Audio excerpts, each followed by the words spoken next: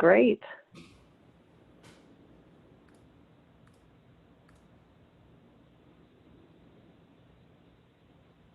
Tamara, I saw you yesterday, and I think I saw you this morning on the, weren't you at the roundtable breakfast? Or I guess we didn't call it a breakfast since we were all virtual, but at the business roundtable as well.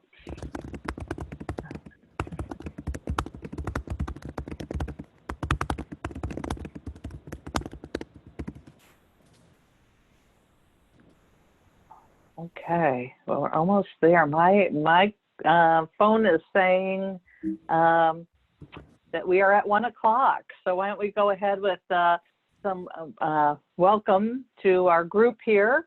Welcome to the Minority Enterprise Development Week session this afternoon. A beautiful afternoon to be learning about the effective and successful leader with Lori Harris.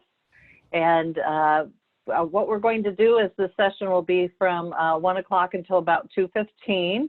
So, and we will take questions towards the end. So if you think of questions, and as you think of questions, be sure to put them in chat so we capture them, we don't lose them, and we can be sure to have Lori go back to them and address them at the end of the program. So before we get started on the effective and successful leader, we want to recognize our Minority Business Spotlight Award winner, Erin Curley, who is here with us. And Erin is the owner of Curley Bread and Pastry, and she brings her enthusiasm and business acumen to Brunswick County. So I will turn it over to Gabby. Are you going to run a video for us? Great. Hello, everyone, and welcome to the kitchen of Curley's Breads and Pastries. My name is April Scott. I'm the director of the Small Business Center at Brunswick Community College, and I come to you today very excited on behalf of the 6th Annual Cape Fear Minority Enterprise Development Week Recognition Committee.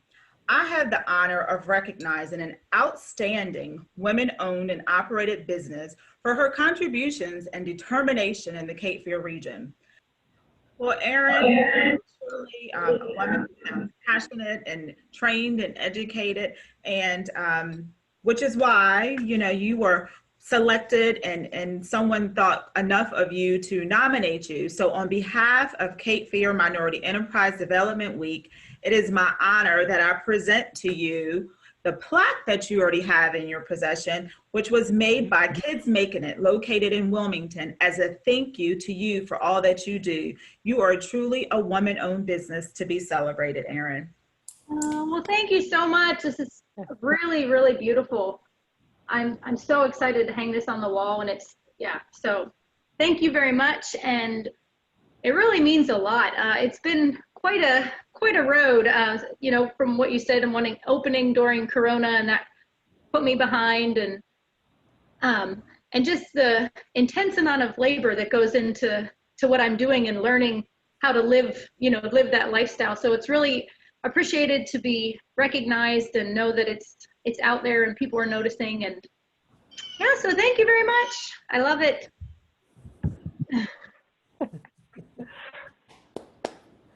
Oh, congratulations, Erin. Did you want to just say a word or two to this group? If you could unmute and say hello, that'd be great. Okay. Hello. Can you hear me? Yeah. Hi. Yeah. No, thank you very much. It's really an honor, and appreciate being recognized, and it's been fun. It's been about 3 months, so kind of reaching with the farmers markets, it's been a very busy summer, so it's good to kind of get a little boost of energy, and thank you, April. The Small Business Center at BCC has been awesome. They've had great, I've taken advantage of tons of the classes, and a lot of, yeah, I went to a lot of the free seminars, so appreciate it. Wonderful. Well, congratulations again, and congratulations to you, April, for working with such a delightful entrepreneur that is being so successful in her field. And now we will get started with Lori Harris from Harris Whitesell Consulting, and she will be delivering the Effective and Successful Leader program this afternoon. And again, if you have questions, please capture them in chat so we can circle back around and address those. Thank you. And Lori, go ahead.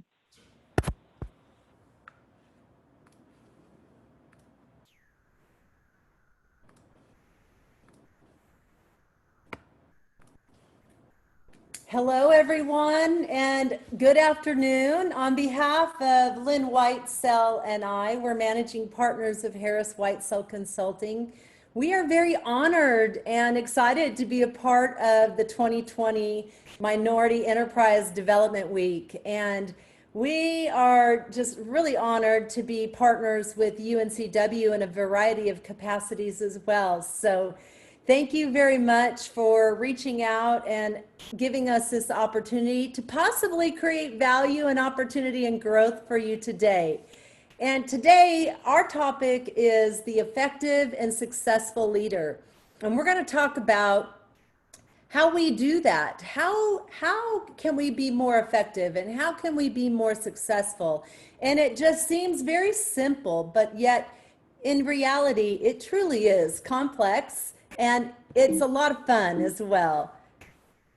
So the first area we're going to talk about are those areas of life importance. So before we can be effective and before we can become successful, we have to do that self-mastery, and we've got to begin somewhere. And we've got to dig in, and as Simon Sinek says, we got to dig into that why. And so those areas in which really drive us and motivate us often come from kind of a universal truth around those social and family relationships and those career and educational aspirations, those money and personal financial areas that we focus on, as well as the physical, the health and recreation and leisure. We can't forget some of those just basic life routine responsibilities we have, and then the society and community connection as well. And most importantly, is that mental and emotional and spiritual health. And this statement below on this slide, I think there's some key words here I think that I want you to focus in on, and that is element of focus, achieve healthy life harmony, create awareness. So as you continue to maintain that element of focus, there are things that great leaders do. And great leaders are committed, and they're highly disciplined, and they're very, very courageous, and they're also very vulnerable, as well as very humble. This leads into one of the key competencies for a leader, and that is listening. And on this slide, we're going to talk about some of those factors and some of those experiences that we have that truly impede the ability for us to listen well. And as a good leader, just like right now, you're in a moment where you're given information. And if you're not present, you're not listening. If you're distracted, you're not listening. If you're thinking ahead, you're not listening. If you're already coming to the solution or trying to solve the problem, you're not listening. So these areas such as noise or physical discomfort, that impatience that we often get because we're so anxious to get to the bottom line, or other than trying to identify those facts and details, focusing on what's not right or the imperfections, like the stutter I just had, being very judgmental and judging others rather than seeking to understand, and trying to solve the problem and find the solution instead of really listening to what the other person is actually saying, and imposing personal views. Your own view is the only correct view, therefore you're just not hearing it, you're closed off. So I'm curious, write in the chat, which of these factors that impede listening and learning do you recognize of your own behavior, maybe in the last 2 weeks? Remember, great leaders are vulnerable. Don't be afraid to be vulnerable.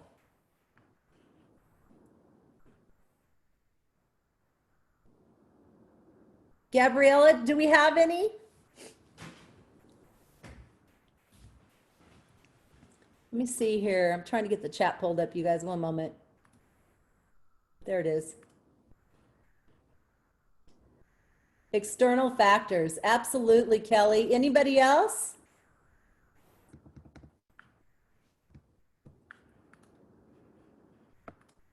Oh. For some reason, you guys, I apologize. I'm having a little bit of technical difficulty here. Darn it. That's okay. We shall move on. We will be resilient here. So what's important here is that you begin to identify those factors that are truly keeping you from being a good listener and being attentive and being present in that moment. Think about these things and how they negatively impact you. And often we have to ask again for somebody to repeat their message, or we have to go and we make an assumption. So I want you to take some time after this session to really sit down and maybe think about one or two of these things and write yourself an action item how you might do that differently next time that you're listening to someone.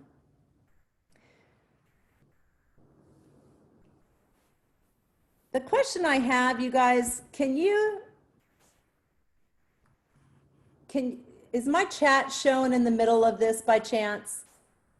No? All right. Because I can't see what you're seeing.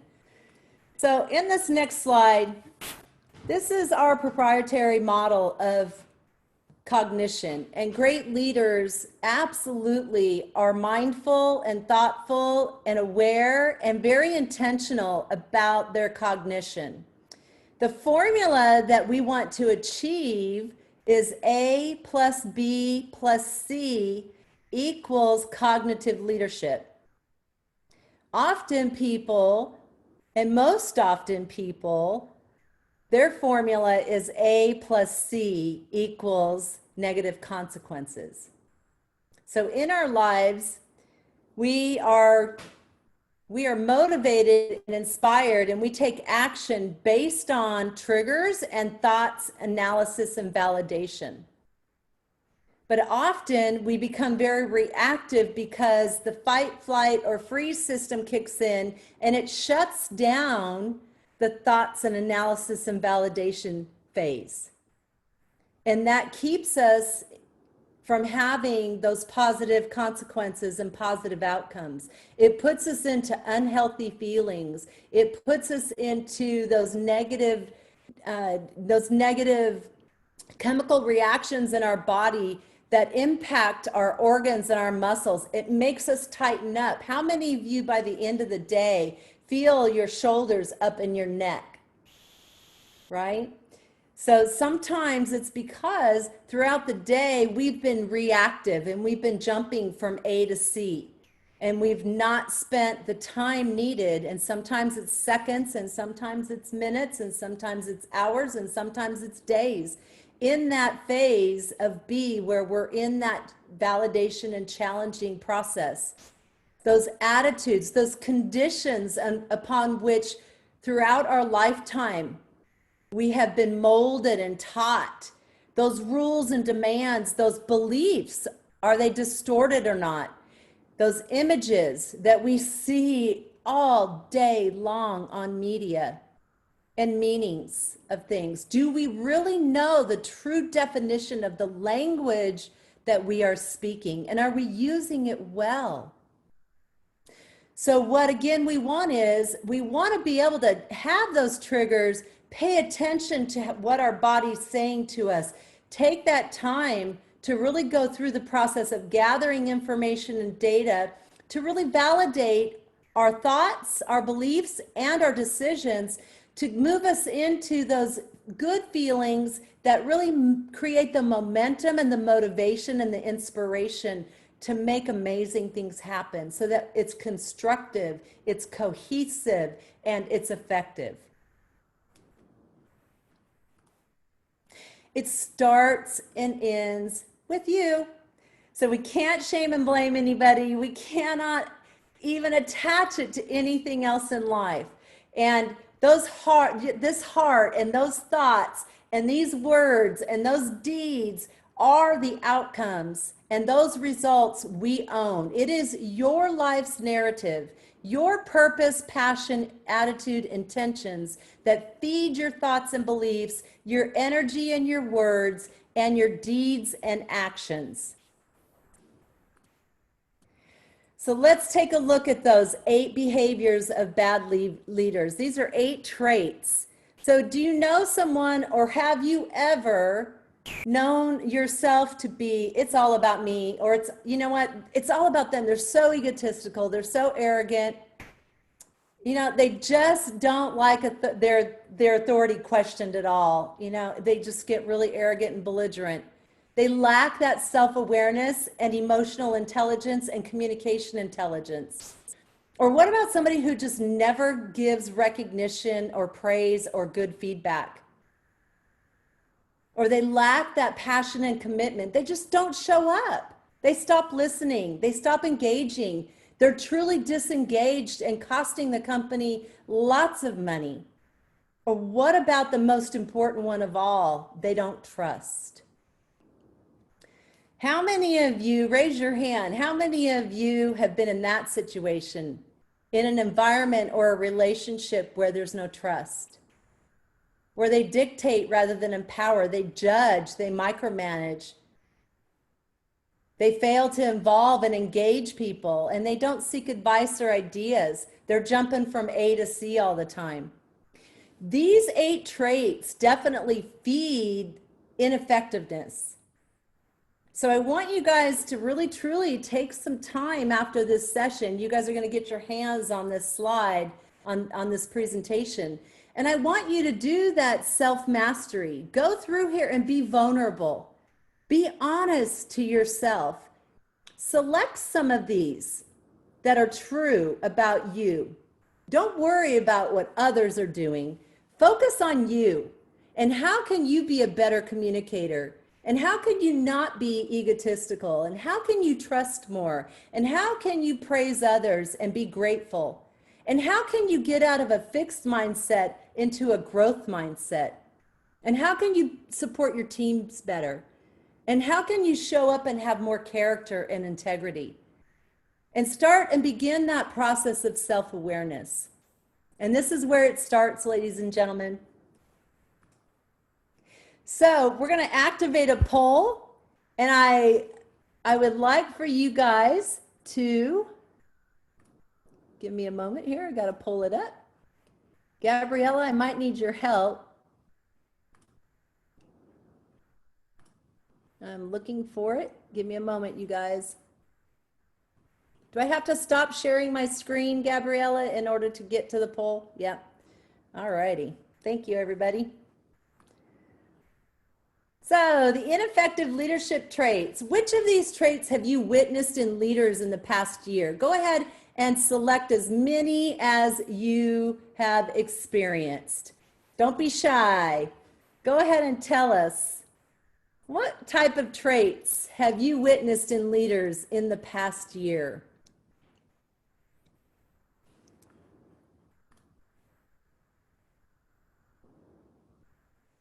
Whoops.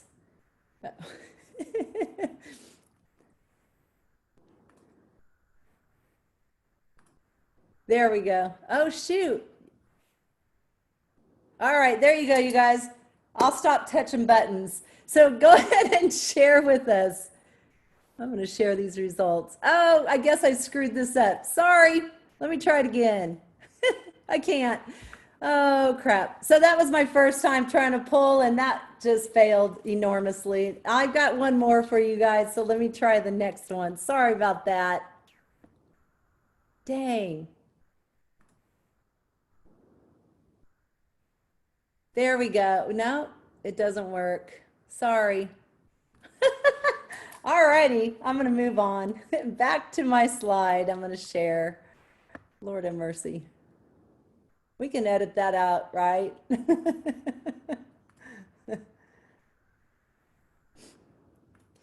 And so one of the things that we do often is we have limiting beliefs, and these lead into distortions. So these questions here, like, what is a problem or a limitation that has truly held you back? Or what is it you would like to do or have, except something that is stopping you from getting it or doing it? What is it that is really stopping you from getting what you want? Or this is a problem because, and it means this. And repeat that as many times as you need to until you get to the bottom of what is it that's truly limiting you from moving forward and being more effective. These questions will help you narrow that down. This is an excellent exercise for yourself. And if you're working with someone and you're a leader as coach and you're trying to coach them through a problem, these are questions that can truly help you narrow down those behaviors that are keeping you stuck. And it leads into mistaken beliefs, where negative self-talk stems from, and they are deeply rooted in the beliefs and assumptions that we hold about ourselves, other people, and life in general. And remember, if we're in the other people phase and we're having negative talk about other people, it's because we're deflecting. We're not owning up to what it is that's really bothering us or really keeping us from being effective. Some examples of these mistaken beliefs are: life is a constant struggle. So are you a victim? Are you a victim of your experiences? Are those experiences truly your excuse for not moving forward? I should always act nice no matter how I'm feeling. Are you hiding? Are you not being transparent? Are you not being truthful? Are you not being productive? Am I nothing unless other people love and approve of me? You're allowing other people to define your character, your values, your desires, your competencies. Take control of that. I'm not as important as them. My feelings and needs are not as important. That's your self-worth, not your self-esteem. That's your self-worth. Align yourself back to your values and get moving in that direction. Focus on your values and align them to what it is that you've got to take care of and your goals. I can't cope with scary or difficult situations. This is catastrophizing. This is giving yourself that belief, that limiting belief that catastrophe is something that you can't handle. I can't afford to wait to have what I want. What's keeping you back is the question I would ask. Again, use those questions to drive you back into what's holding you back, and then create an action plan to move forward. I don't have time. If you're saying I don't have time, I'm too busy, it's because you don't care. You're not committed. You're not engaged. You have other priorities at this time. Be honest about that. Be honest that at this time, I'm not able to do this. However, by the end of day today, I'll be able to review it and I can get back with you tomorrow. Is that all right?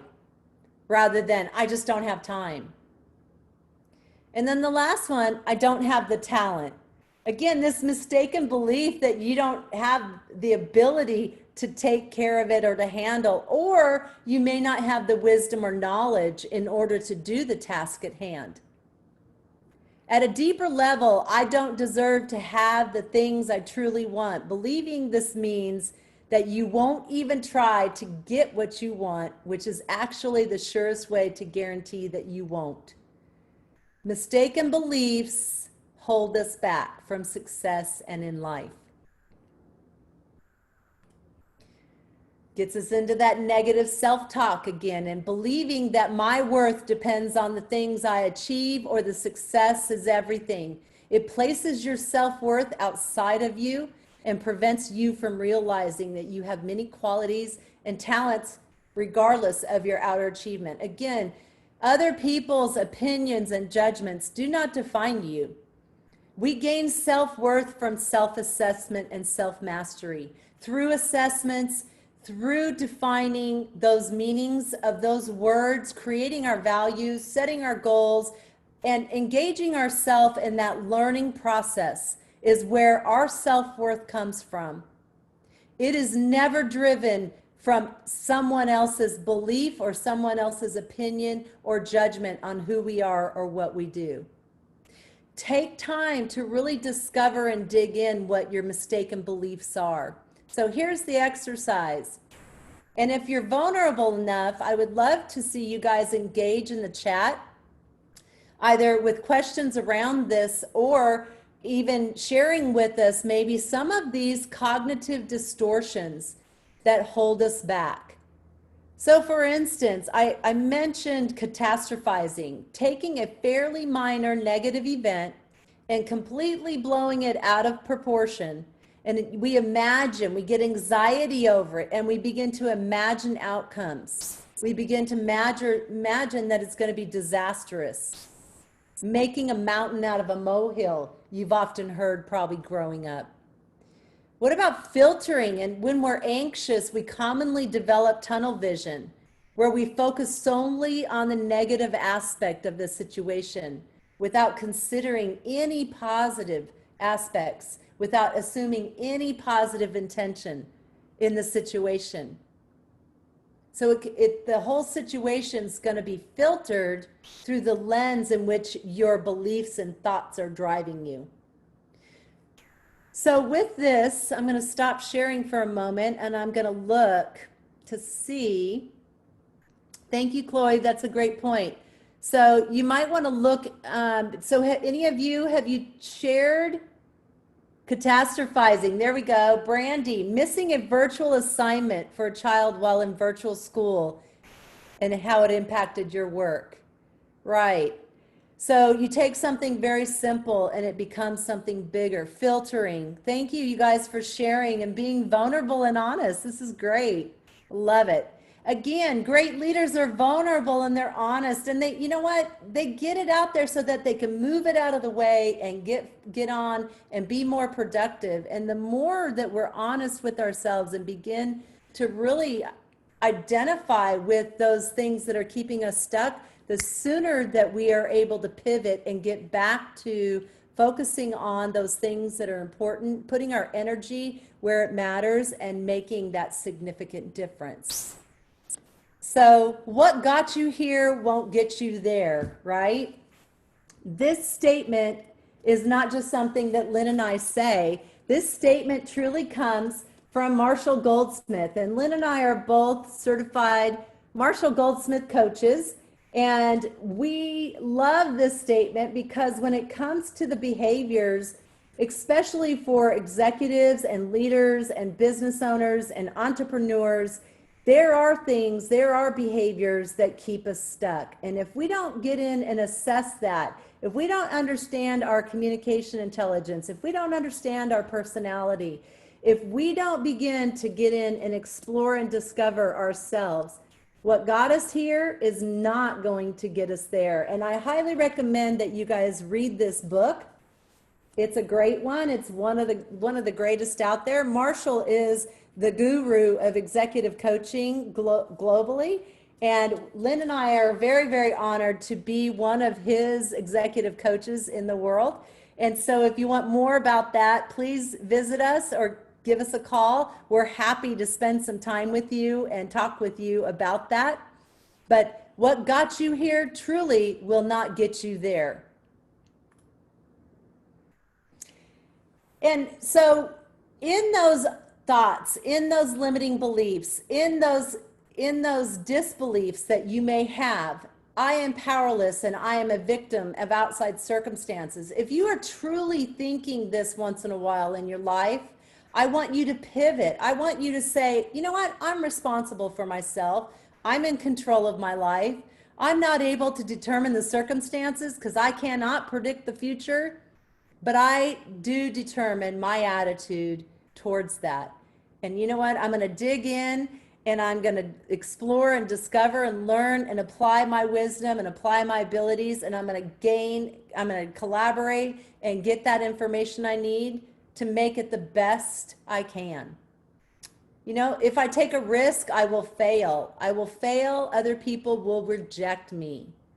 What about embarrassment? What about all those other things? Here are some counter statements that you can do with self-talk to help you shift as a leader. Because at any given point in a day, we're moving at the speed of light, and we've got a lot of different things going.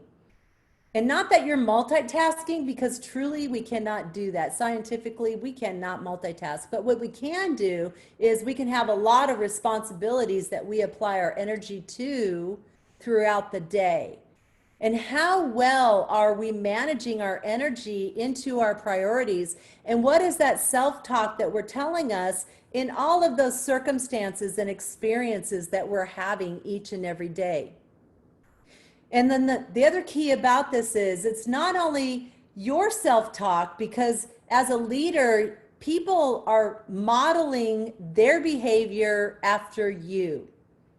You are a mirror to your teams. You are a mirror as a leader in your organization. You are a mirror to the brand of your organization. You are a mirror as a citizen within your community.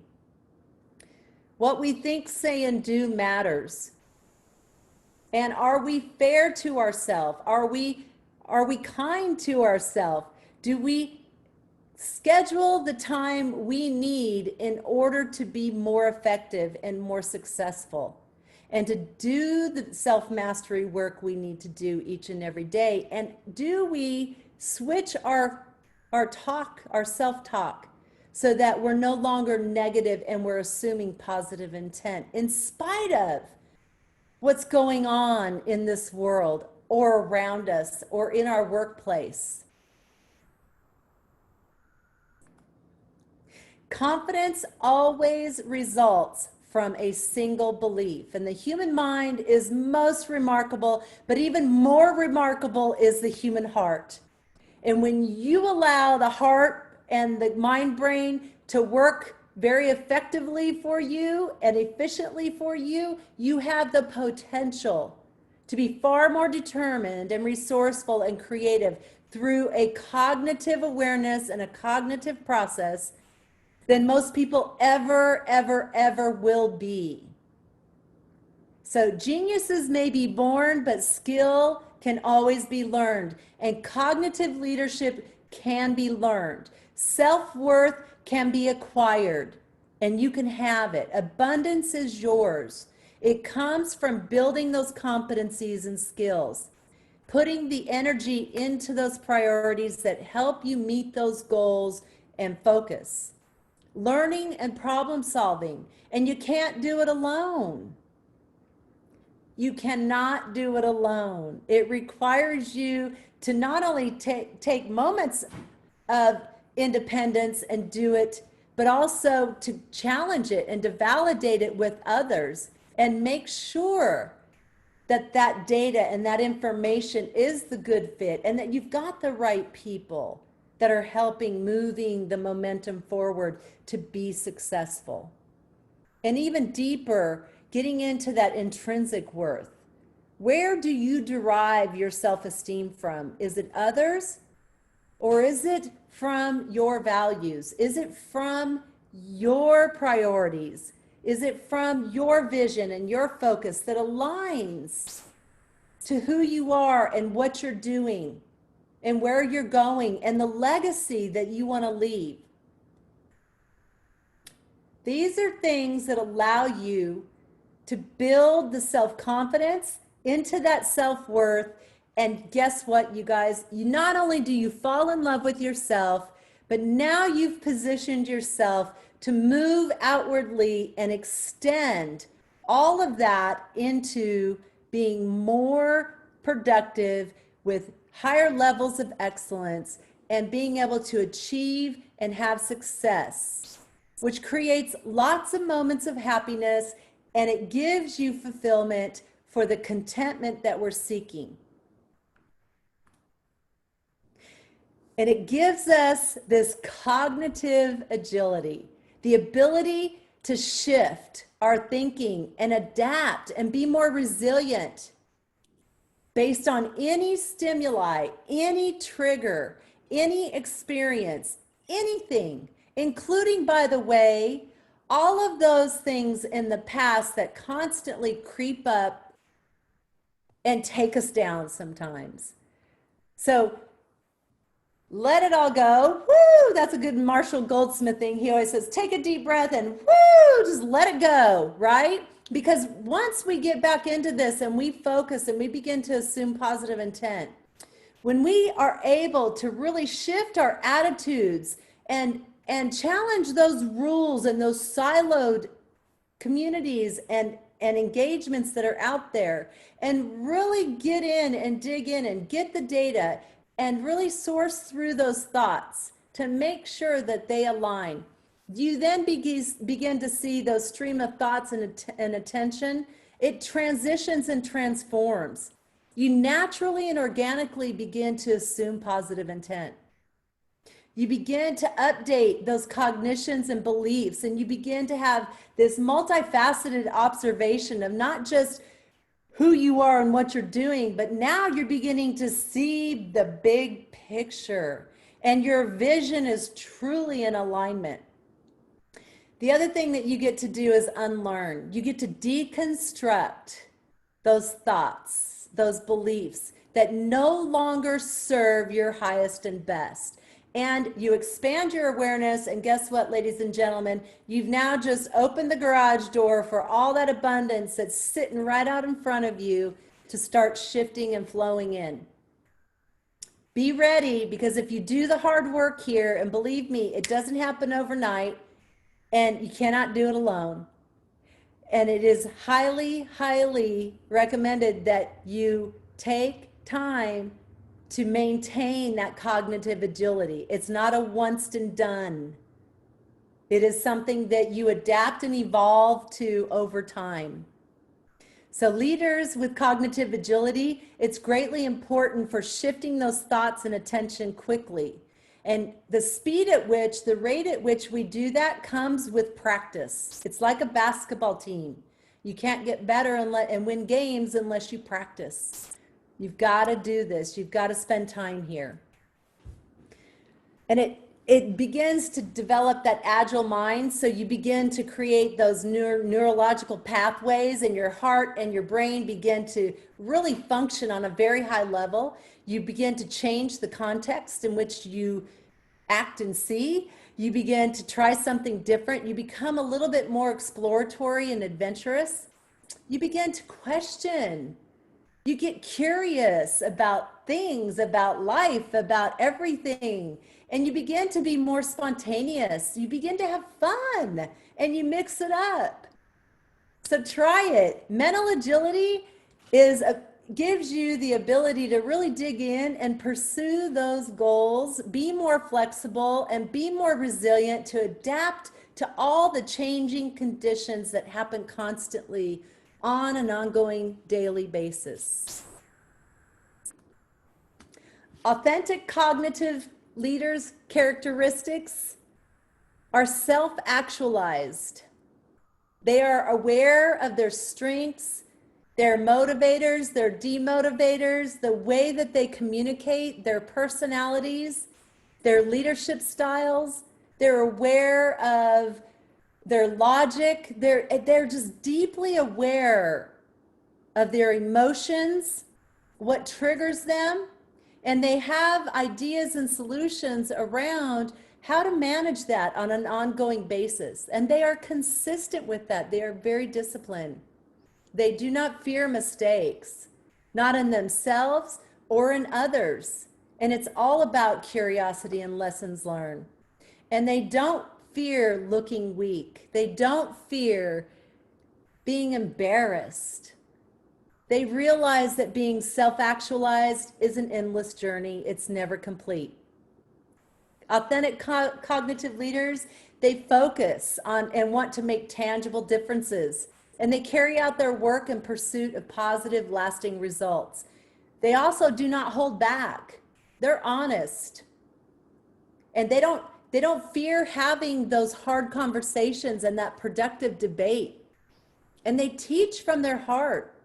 They know how to manage and share that passion and that purpose, and they motivate and they serve to help create value, that growth and opportunity, not just for themselves. They do it for their teams, they do it for their organizations, they do it for their stakeholders, and they do it for the quality of life of their community and their nation. And they're humble, and they're disciplined, and they're courageous, and they value and model integrity. They live authentically, they forgive themselves when they don't, and they give others permission to do the same.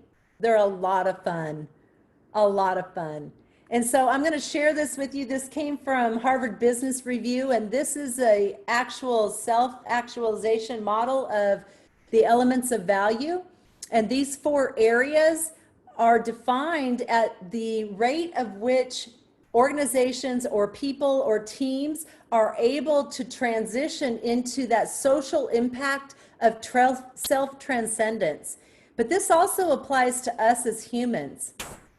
And so where we begin is at that foundational level where we're seeking trust and we're seeking to be informed and we're seeking to save time and make money and get more organized and connect. And then once we get fulfilled there, we begin to filter in to that emotional state and then into that life-changing state and ultimately into that social impact. And it's not that you go from one to the next, it's a blend and it's a moving river that actually flows into that opportunity for excellence and success. Here are a few personal defining values that you may relate to. And this list we use often because these are some of the most common values that people associate with when they go through a values exercise.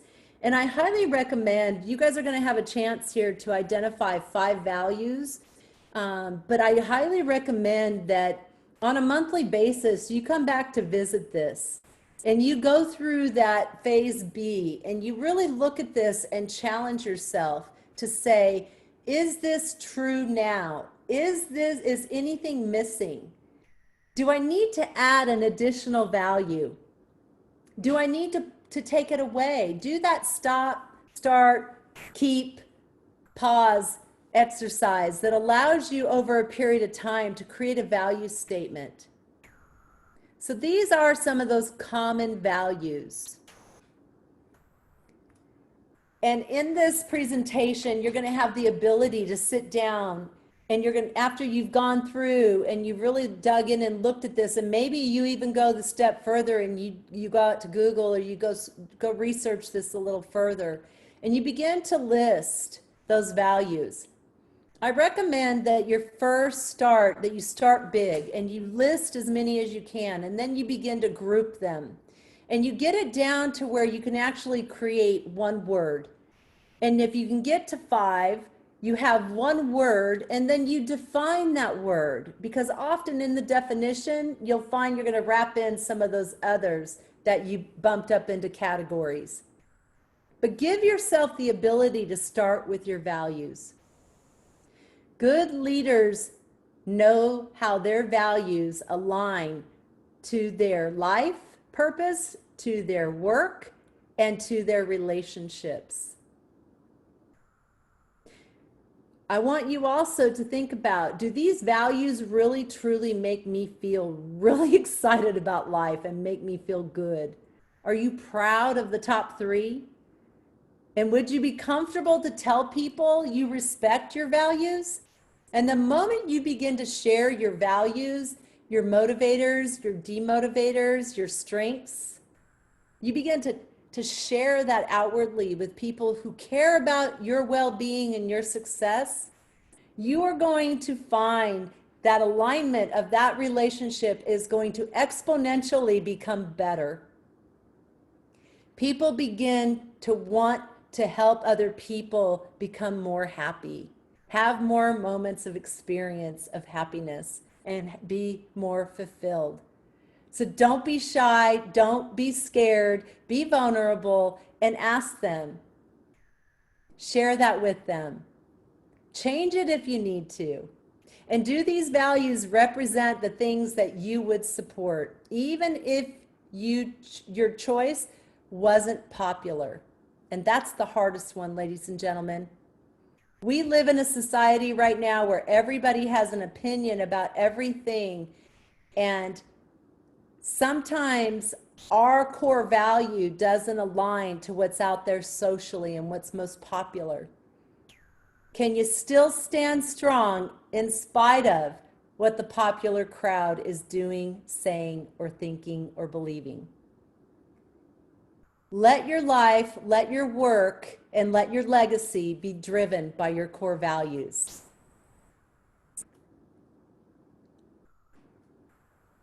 Do you have goosebumps? I see people smiling, right? Are you motivated? Are you excited? Are you empowered? Are you positive? Are you assuming positive intent already? Are you starting to think about things a little bit differently? Are you visualizing? Michael Jordan's great at this. He visualizes things and they happen. Are you ready for achievement? Are you ready for abundance? Are you ready for hope? Are you ready for desire? Are you ready for that path and that course to really transform your life, to begin that self-awareness process, and to have greater self-worth, to have more excellence in who you are and what you do, and to really truly make an impact and be able to influence others on a very different level? How might we help? We do assessments, coaching, development. We work on change and transition and culture and engagement. We do speaking and we do workshops. We maximize leadership excellence and business success. And that's why I thought this title, The Effective and Successful Leader, was so important. So I thank you. I'm full of gratitude again for UNCW, for the Diversity and Inclusion Department, for MedWeek, and for all of you today who stuck this out to hear and listen actively in this presentation and being present.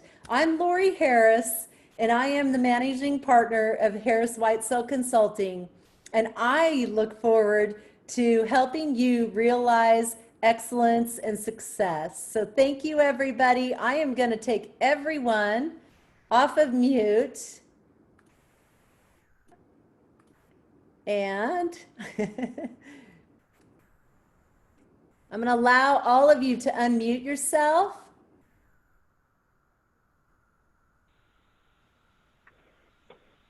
And so, Gabrielle, do we have questions? Yes. Diane, would you like to ask your question?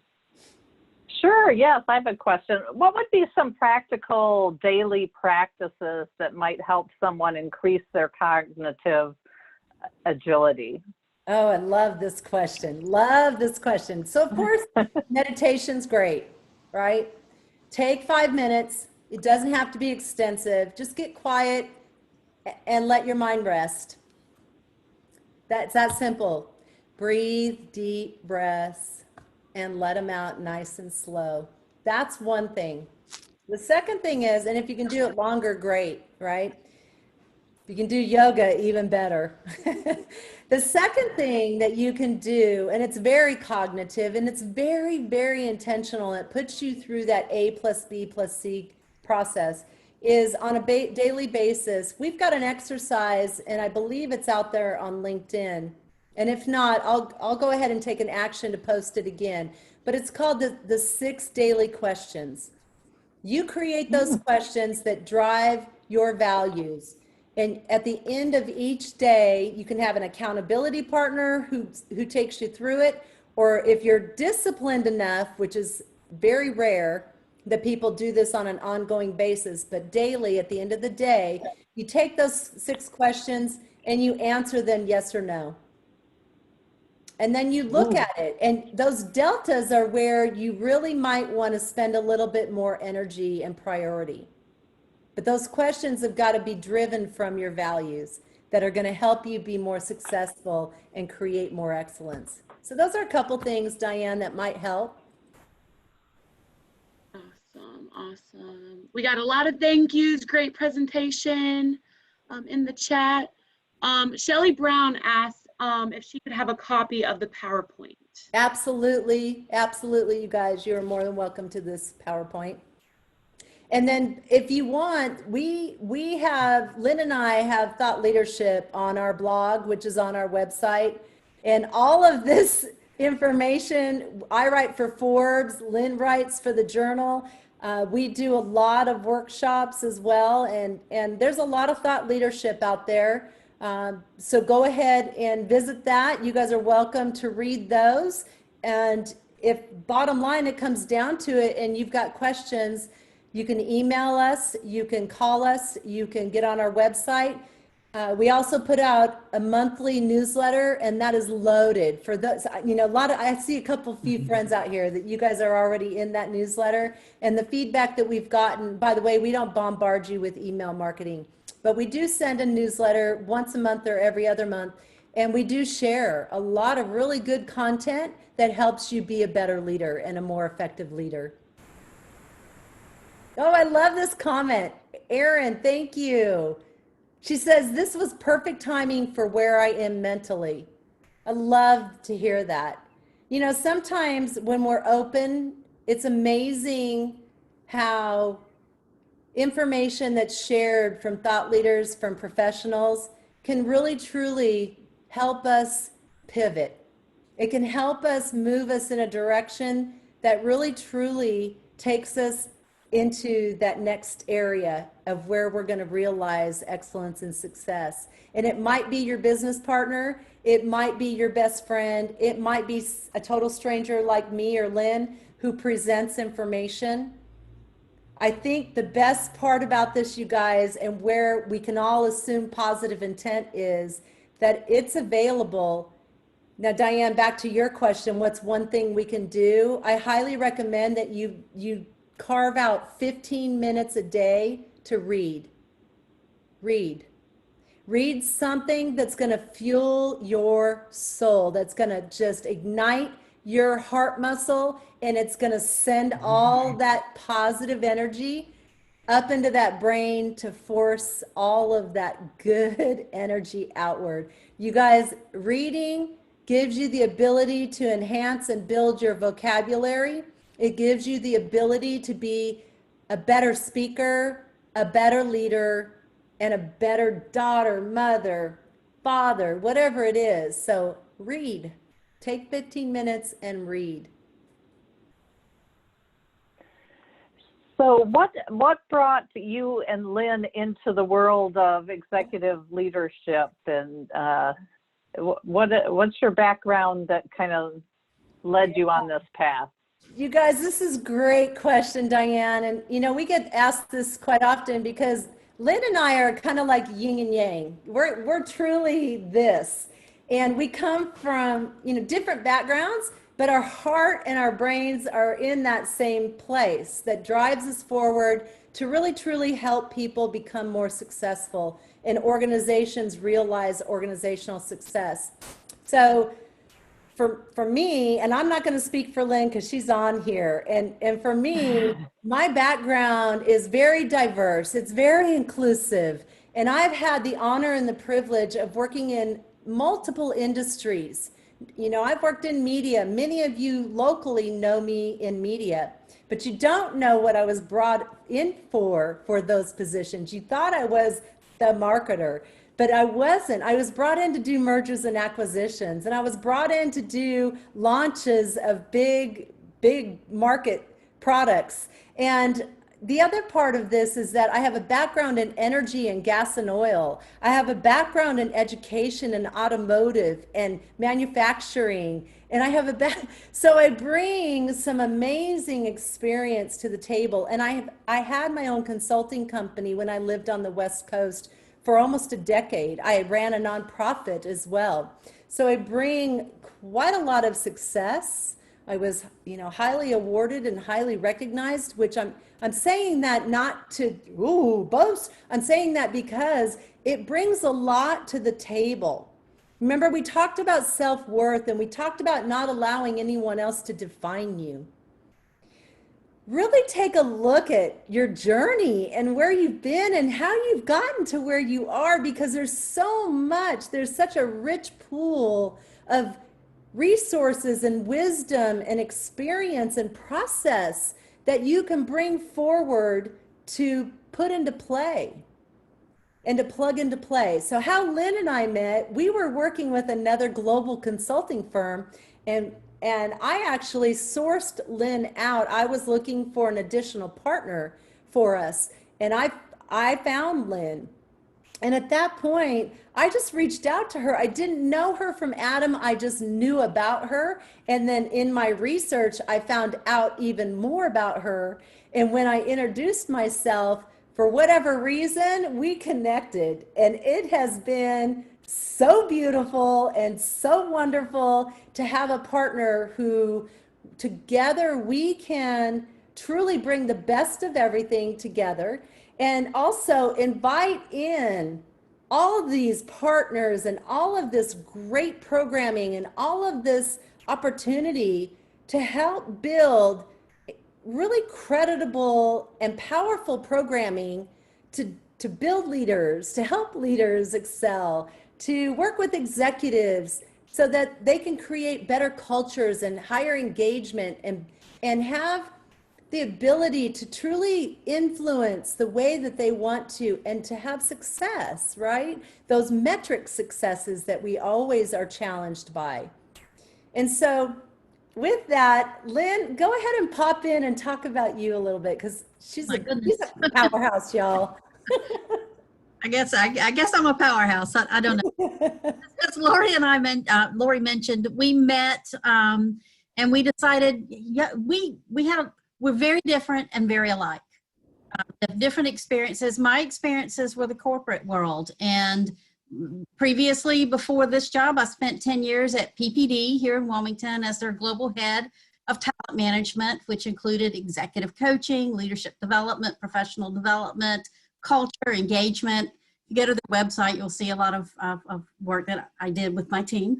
And so taking the risk to leave the familiar and the known, because I had been in HR and in training and development. I started my career as a scientist, by the way. I'm a biochemist. So I started my career doing oncology and diabetes research with the East Carolina School of Medicine. And then for 5 years, I managed a biotech lab. And I realized what I really, really liked doing out of all of that was developing people. It wasn't the science, it was the people development. Followed that as a career path. People often ask, how do you go from being a scientist to a HR executive? I followed the path that opened before me. I took the risk, and the risk of being an entrepreneur. I know many of you on this call right here are entrepreneurs, and learning something new. Lori mentioned reading. You learn something new every day from reading. You also learn something new by taking a risk and doing something different. And so that's what we've done. Very proud of what we've done. Very happy to be able to provide what we provide. And we get our joy from the success of others, because that's what we're all about, really helping successful teams and people and organizations become even more successful. And so when that happens, that's where we feel really great. Yeah, I'm pretty honored too. One of our partners, we're partner and consultants, certified consultants with the Forte Institute. And I think Hoop Morgan is still on here as well. And I gotta say, you guys, the quality of the products that we've invested in to provide these opportunities to dig in and really truly learn comes from people like Hoop, and comes from those organizations like Forte Institute. And if you visit our website, you're going to see we've done a great job in creating a suite of tools and resources and programs for individual as well as team as well as organizational development, and from the top down. And so again, thanking people like Hoop for his partnership and his ongoing support of where we are. And Lynn and I have big vision for where we're going, and it includes all of you. So thank you. I have another question, but I don't want to be hogging the stage. So if somebody else has a question, please jump in right now before I start talking again. Anybody? Okay. Well, I wish I could bottle you, Lori and Lynn, because this afternoon my class, which is Entrepreneurship for Non-Business Majors, our topic is building your startup team. And so I'm going to, if I get your slide deck before class, I'm going to definitely use the eight factors of poor leaders.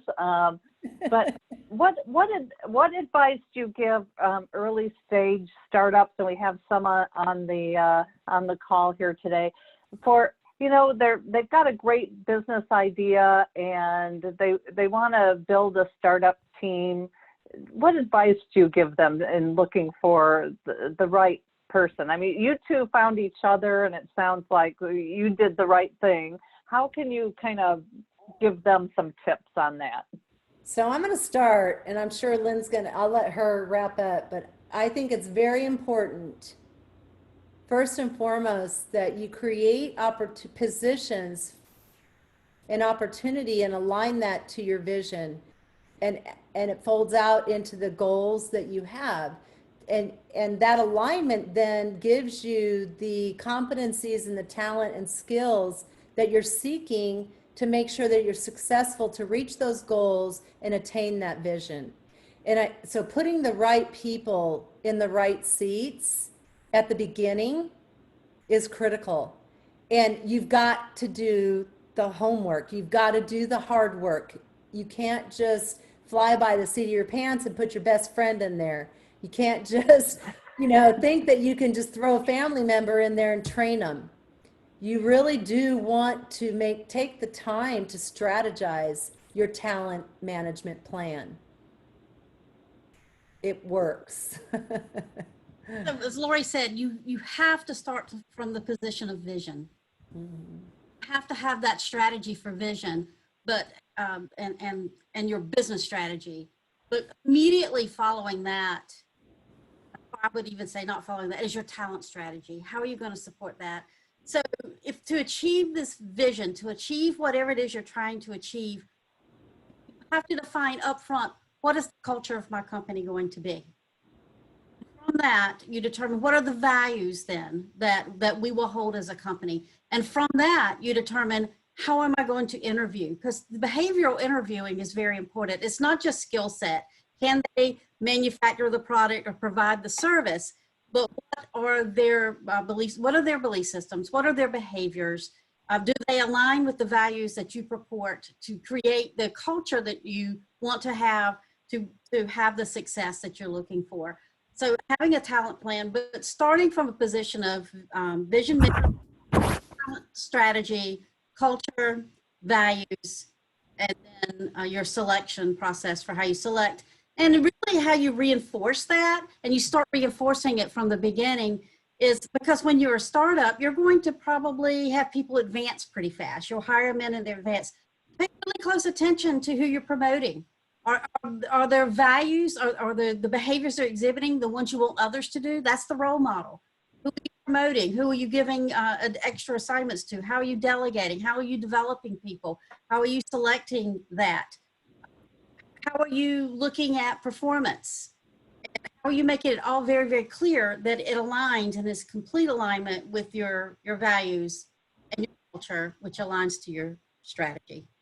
And we strongly support diversity in teams and organizations. And Lynn and I, we know that true success requires getting the best ideas and input on the table from people who think and act differently and have strong backgrounds, experiences, opinions, and point of view.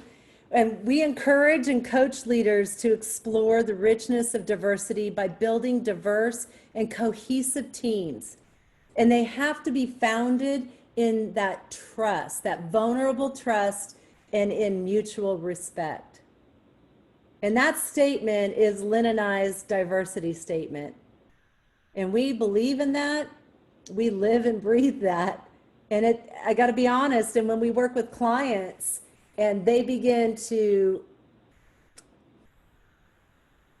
infiltrate these concepts and these theories into their talent management strategies. And talent management strategies not being about media or acting or entertainment, truly about bringing in the right people to your organization and having that strategy around that. They become very effective as an organization, and those individuals become very successful. There's so many opportunities being a startup. You get to decide now Yeah. be and how do you want to get there. You're not trying to correct anything. You're getting to build it. What an opportunity, and how scary is that? All at the same time. Yeah. So, build what you want, because if you just let it happen, it will be what it will be. You'll end up somewhere, but is it where you wanted to end up? It will run you versus you managing and leading it. Yeah, definitely. Did that answer your So you question? mentioned, yes, it did. That was great. And you mentioned a couple of my favorite people on the call. You mentioned Simon Sinek and Marshall Goldsmith. Who are some of the other leadership authors and thought leaders that you follow or you like to point people to as a resource? So of course, with our team work building and our team building programs that we are authorized partners with Patrick Lencioni and the 5 behaviors of cohesive and ineffective teams and cohesive teams. And so if you can get your hands on a number of his books, they're phenomenal and very, very resourceful.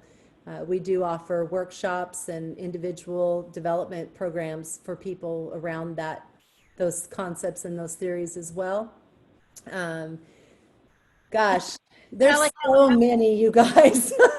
If Lynn would take off her background, you'd see a shelf full of the partnerships and the relationships that we have held over the years, and including still to this day. Yeah, so there's Antonio Nieto Rodriguez, who is a project manager. He's a guru in project management. He's one of my favorites. Michael Margolis, who is on the narrative side of branding. He's another favorite of mine, and hopefully we'll see him here in Wilmington next year. Oh, Sally Helgenson. Yep.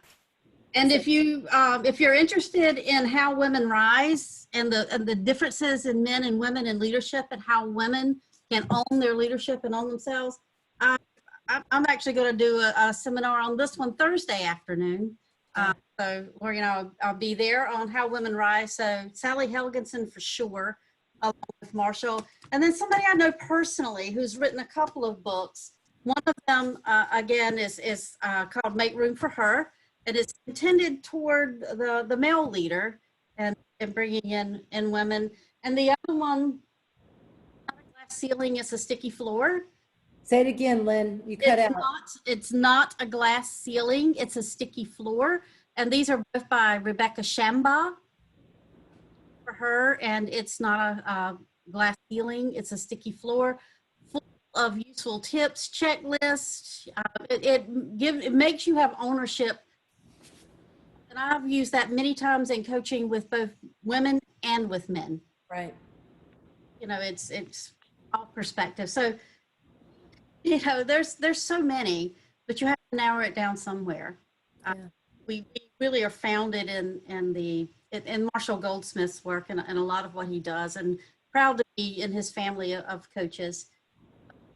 Tony is just right behind it with all of his work on organizational health and teams. Yep. And you can follow, again, if you guys are looking for insights, tips, tools, I write for Forbes, and there are a number of, probably over 100 or so articles now that you guys can read. They're on our blog. And Lynn has written numerous articles for the local business journal. So you can find it on the business journal or even on our blog. And you guys, it's wonderful. It's, again, spend each day, give yourself 15 minutes to absorb this valuable content that will truly change the trajectory of your life to your true north. And it gives you really deep satisfaction and fulfillment in your life. Well, we have about 5 more minutes. Is there anybody else that has a question they would like to ask? Because I do sort of have a closing question. Well, actually a couple of closing questions, because I want to hear more about how you work with your clients and what types of engagements are most common for you. But before I get to that, I don't think we can leave this call without touching on the coronavirus, especially since that is something that has certainly impacted the small business owners tremendously. And also because we're seeing more and more how it impacts the minority businesses, minority workers, and women-owned businesses. And I think I just read that they think that the coronavirus is going to set back women's executive level attainment back about 20 years from where we had reached. And certainly the employment numbers are showing now that the workforce in the United States isn't majority women anymore. Mm-hmm. Now it's women are at like 47%. So how are you seeing this play out with your clients? What are you recommending for them during this time when women and minorities are being impacted so much more than others? So it's important to understand that these are those external factors that can trigger us. That's first. So what we do with this information is second.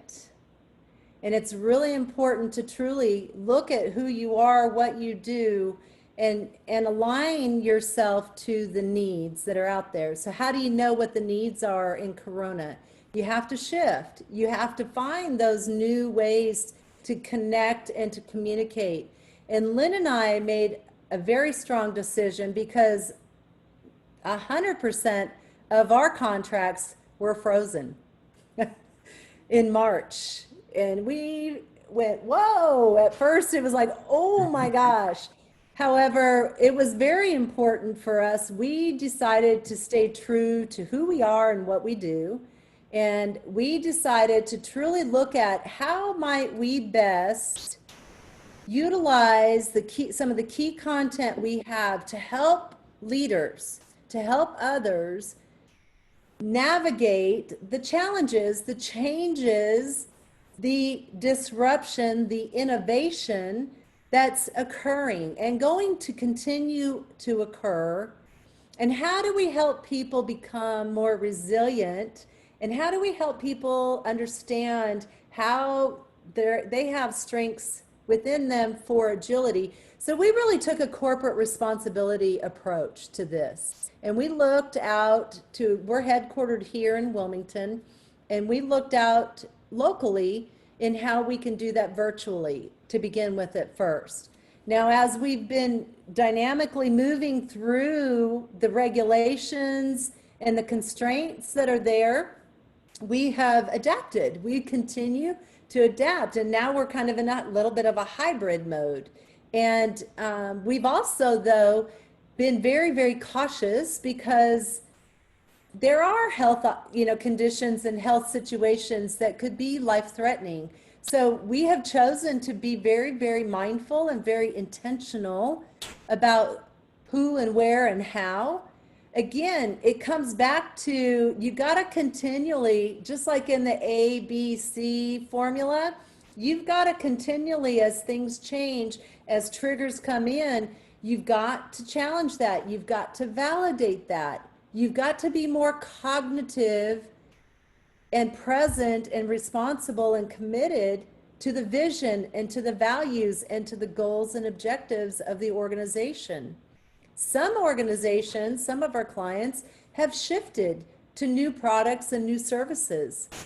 What we found is, and we feared at first, was that their L&D budgets, their leadership and development budgets were going to be cut completely. But we found creative ways to maximize that. And so by reaching out to even just begin to ask, how are you? What are you feeling? What are you going through? And why wouldn't we do that with our clients? We do it with our families and our children, right? So if we want to sustain our businesses and these organizations, we need to have that same approach, that whole cognitive approach that comes from our true intentions, assuming positive intent. Be very careful and mindful not to get caught up in those distortions of the triggers that are happening all around us. We are designed, this human body, this human organs are designed to be resilient and to adapt to constant change. We evolve. If we can better understand ourselves, we can better be adaptive to any and all of those situations. And I would say something that I think businesses need to keep in mind is when something big change happens, such as this pandemic, which has happened, it often triggers innovation. We see something great happening on the back end. For instance, I would bet anything, and all the research I've done, and I've been actually saying it for years, we won't fully return to the previous operating model that most companies had, that if I couldn't see you, you were doing work. I mean, we've lived in Zoom land, and you know, it has worked. So, you know, there's changes. And so this companies say they're innovating, but what they're really doing is they're just improving. And I'll just make this statement. You know, the light bulb was not invented by the continuous improvement of the candle. Right. It's a true innovation. That's the difference between innovation and improvement and innovation. And companies are truly right now innovating. There's new services, there's new products, there's new ways of doing it, there's new organizational structures, there's new ways to do everything that's going to influence the world forevermore at this point. So what can you see in this that's the positive for companies? And what's the opportunity? You know, really begin to ask the question, what's the opportunity? What value can we create? Yeah. Gosh, well, I can keep talking with you forever, but I see we are at 2:15, and Gabby has entered some interesting things in chat. The next session at 3 p.m. is rapid realignment, moving from crisis to opportunity. Seems like a good follow-on to this discussion. Nice. And I see some other links, and check out the rest of the schedule. Of course, we have events going on for the next four more days, I think, of this through Saturday. So, so thank you very much, Lori, Lynn. It was delightful to hear your message, and I think everybody is leaving this session pretty fired up. Good, good. Thank you, everybody, and just have a blessed day, and reach out to us if you need us. We're here for you. Take care. Thank you. Thank you. All right, bye, everyone. Bye. Bye. Look forward to connecting. Bye now. Yeah, bye. Bye. You're welcome, everyone. Thank you.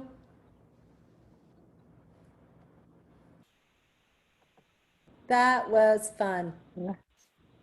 Nice job, Gabrielle. Nice job. Really Sorry, go ahead, Diane. interesting stuff, Lori. Great job. Thank you. Really Thank you. good. Yeah, we got great everybody thinking. Too fun. I love And it. send me your PowerPoint so I can use it at 3:30 in my class. You got it. I'll get it over to you. Great. Thanks. Hey, See y'all. you later. Hey, Gabby, are you gonna Gabby, are you gonna email that to us, that presentation, or did I miss that somewhere?